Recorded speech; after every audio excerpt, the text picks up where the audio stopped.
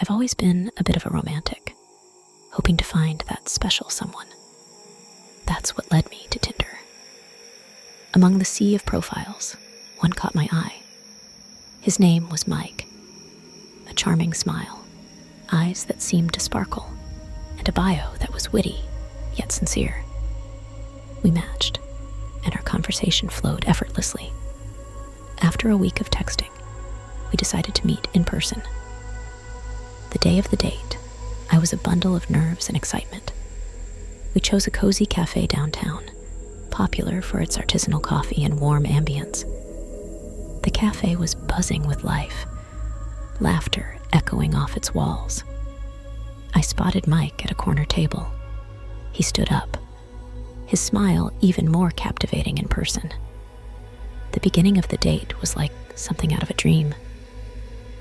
We talked about everything under the sun. He had a way of making even mundane topics seem interesting. His laughter was infectious, and I found myself opening up to him more than I usually would on a first date. As the cafe started to empty, he suggested we take a stroll in the nearby park. The day was too beautiful to waste sitting indoors. The park was lively, with people lounging on the grass and dogs chasing after frisbees. We found a quiet path, lined with old oak trees, their leaves rustling in the gentle breeze. This is where things began to take a strange turn. His questions, initially casual, became increasingly personal. He inquired about my family, whether I lived alone, and my daily routines. His tone was casual, but something in his eyes made me feel uneasy. I tried to steer the conversation to lighter topics, but he kept circling back. Then, out of the blue, he stopped walking and pulled out his phone. He showed me a photo, and my heart sank. It was my house. My confusion quickly turned to fear as he began explaining how he had been watching me for weeks. He knew my schedule, my favorite places, the names of my closest friends. He boasted about how easy it had been to track me down and match with me on Tinder. I felt a chill run down my spine. This wasn't a date. It was a predator's game. I needed to get away, but I didn't want to show my panic. I muttered something about forgetting an important appointment and needing to leave immediately. He seemed disappointed, but let me go. As I hurried away, I heard him call out my name, but I didn't dare look back. Once I felt safe, I called the police. They took my statement and started an investigation. They found Mike, and it turned out he had a history of stalking women he met online. The police said I was lucky to get away when I did. I'm sharing this story to remind everyone to be careful. The online world is a great place to meet people, but it can also be dangerous. Trust your instincts. If something feels off, it probably is. I was fortunate, but it could have ended much worse.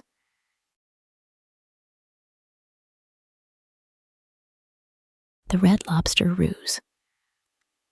My journey on Tinder felt like a series of disappointments until I matched with Brad. He stood out immediately. His messages were full of charm and wit, and he had a way of making me feel genuinely special. Our daily exchanges soon became the highlight of my day. Every morning, I'd wake up to a "good morning, beautiful" text from him, and it always brought a smile to my face. Brad was attentive and seemed genuinely interested in my life. He remembered the small details, like my love for seafood and how I'd never been to Red Lobster. We began FaceTiming on WhatsApp, spending hours each night talking and laughing. He made me feel sexy and appreciated, something I hadn't experienced in a long time. After several weeks of these virtual dates, I was more than ready to meet him in person. When Brad suggested dinner at Red Lobster, I was ecstatic. It felt like he truly cared about making the date special for me. In a gesture that I thought was romantic, he offered to pick me up. Caught up in the excitement, I didn't hesitate to give him my address. On the night of our date, I dressed up, feeling a sense of confidence I hadn't felt in years. Brad arrived on time, his car gleaming under the streetlights. He was even more handsome in person, with a warm, inviting smile. The drive started wonderfully. Brad was the perfect gentleman, complimenting me and making me laugh with his charming anecdotes. However, as we drove away from the city, I realized we were not heading towards Red Lobster. When I mentioned this, Brad casually mentioned a better seafood place he wanted to surprise me with. His confidence was disarming, so I initially went along with it. As we continued driving, the surroundings became more isolated, and a sense of unease began to creep in. I asked Brad to take me back, but he just smiled and kept driving. The charming man I thought I knew had vanished, leaving someone unrecognizable in his place. Panic set in when I noticed the child lock was activated. Desperately, I texted my friend my location, hoping she'd understand the urgency. Keeping my phone out of Brad's sight, I waited for an opportunity. That opportunity came at a red light. With Brad momentarily distracted, I unlocked the door and bolted from the car, running as fast as my legs could carry me. I didn't stop until I reached a nearby store, where I waited for my friend. In the aftermath, I was a wreck. Brad's Tinder profile was gone, his phone number disconnected. The fear that he might show up at my house kept me up at night. Thankfully, he never did, but the police couldn't find any trace of him. This ordeal taught me a valuable lesson about online dating. No matter how charming or genuine someone seems, it's crucial to maintain your safety. Always meet in public places and be cautious. I share my story in the hopes that it might prevent someone else from experiencing the same fear I did. I was fortunate to escape, but it could have ended very differently.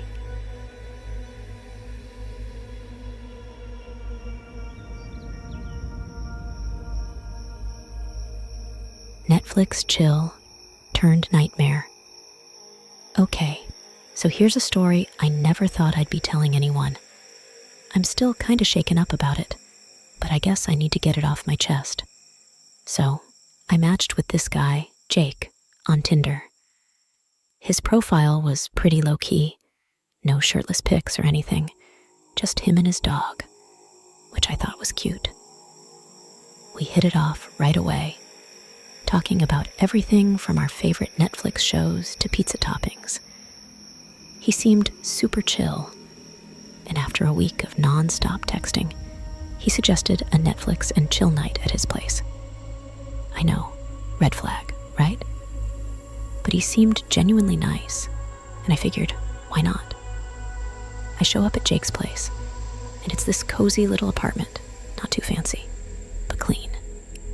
He's got snacks and drinks ready, and we start watching some random series he suggested. We're laughing, having a good time, and I'm thinking, okay, this isn't so bad. But then things got weird. Midway through the show, he pauses it and starts getting really flirty, but in a way that felt off. I tried to steer things back to just hanging out and watching the show, but he wasn't having it.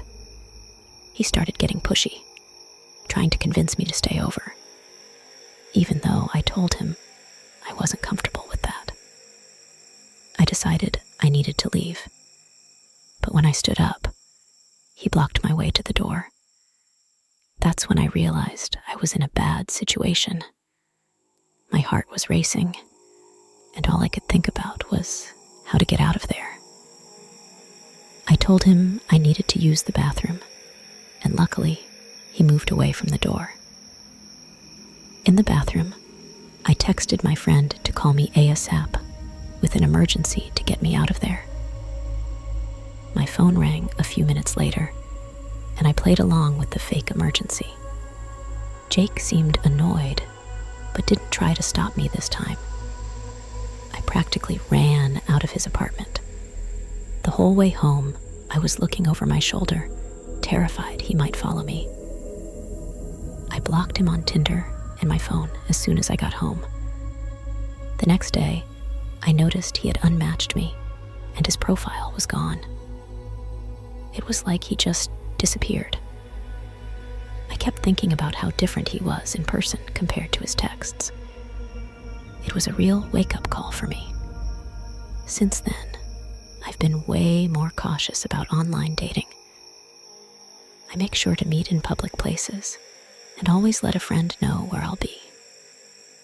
What happened with Jake scared me, and I don't want anyone else to go through that. It's crazy how someone can seem so normal and turn out to be the complete opposite.